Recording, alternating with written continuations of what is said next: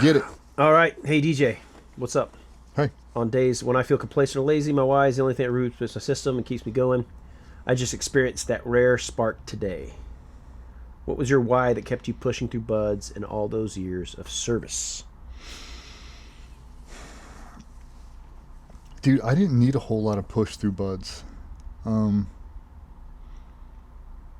think I had an unfair advantage mentally wise because I knew what the end state was because I'd grown up around it. So I knew this was just part of the process. It's not harder, not easier. They're not making it worse for me or worse for this boat crew. It's just everybody who's ever worn that trident, who's ever been a Navy SEAL, has done that same log PT, been in that same ass water, done the same runs, the same swims, same pull-ups and O course. It's just part of the process. So for me, it was just, can I get through it?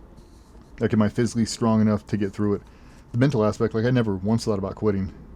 When I got rolled for second phase, that was probably my hardest moment because then it wasn't a matter of, do I really want it bad enough? It's like, you might not be good enough to do this shit. And that was really like, oh shit, it's not if I quit. It's, they might not want me. I won't be capable of doing this. That's where it really, that kind of bothered me. It's like, okay, I'm going to have to reset and like really lock this one in and kind of push forward. And then as far as the team, like, same thing we always say, dude, like, the culture keeps you pushing.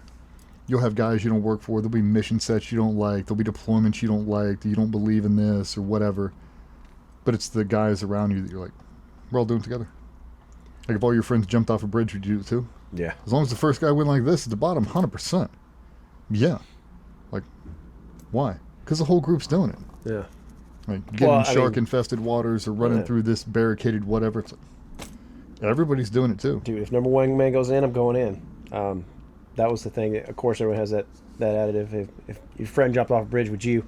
In the teams, I would. You'd see a guy run into a room. I don't know what's in that fucking room, but my buddy's in there and he needs my support. Now, you mentioned something previously that was my exact thought process too. It was like, dude, thousands of men have been through this training and thousands of men have made it. So it's not impossible for me to make it. It's not beyond my difficulty level. But same thing, I got hurt during Hell Week and had to start over from day one. And that was the toughest part for me was, I was like, am I physically going to be able to make it through this without being hurt? How'd you get hurt? So the boat hit me on the head funny and it like strained a nerve in my neck and my arm went completely numb. So we did from boats. I was with one of the chooches, but we were boats and we just secured the boats and doing one of our last log PTs. So up and over on each shoulder, my arm had started going numb about that time and it got to the point where I couldn't use it. And so I'm like holding my hand on the log and the instructors are kind of seeing that I'm not putting in the effort. So of course they told me to drop down, bear crawl to the surf zone. So I'm like trying to bear crawl with one arm. It was like Wednesday morning of Hell Week. And I couldn't. So they told me to check out. I can't lift my arm. They're like, yeah, it's got something going on with the nerve in your neck that controls your arm. It could be 2 days, could be 2 weeks, 2 months, 2 years, could be the rest of your life. It's one of those things that obviously you can't continue Hell Week, but we'll monitor you. So yeah, no, I remember going back to the barracks, super disappointed, watching the guys get secured from 251, super bummed about that, and starting over.